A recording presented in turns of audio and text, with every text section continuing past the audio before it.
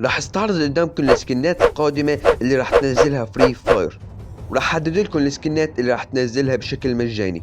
فخلينا نبلش.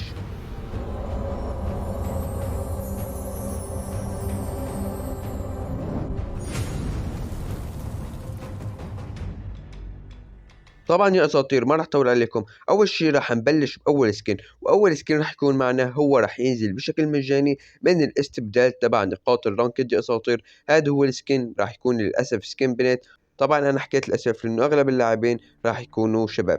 فلا يا اساطير راح ينزل سكن بنت تقريبا بعد التحديث، او يا اساطير راح ينزل بالموسم القادم للرانكد. اما السكن الثاني يا اساطير فهذا هو تقريبا بيشبه الجولد رويال الماضي. طبعا هذا هو اللون. طبعا في منهم 4 ألوان. للأسف يا أساطير هدول الأربع سكنات ما راح يكونوا بشكل مجاني، ممكن سكن واحد منهم يكون بشكل مجاني و3 بدنا ندفع عليهم جوهر. طبعا هذا هو السكن التاني كمان يا أساطير، حكيت لكم إنه كلهم بيشبهوا بعض بس تقريبا في شوية ألوان مختلفة. طبعا هذا هو السكن التالت يا أساطير. طبعا يا أساطير أنا تقييم هاي السكنات 7.5 من 10. اكتبوا تحت التعليقات إذا حبيتون أو لا. كمان يا أساطير هذا هو السكن الرابع والأخير. مثل ما حكيت لكم احتمال سكن واحد يكون بشكل مجاني والباقي بجوهر، واحتمال كمان كلهم يكونوا بجوهر وما نقدر نحصل على ولا سكن منهم.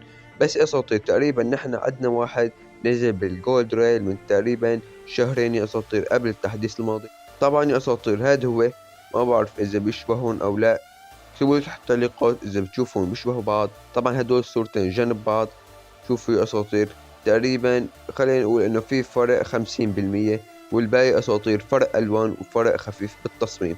فهاد كان الفيديو أساطير، بتمنى يكون عجبكم، وإذا بدكم ننزلكم كمان تسريبات اكتبوا لي تحت بالتعليقات. فبشوفكم فيديو جديد والسلام عليكم.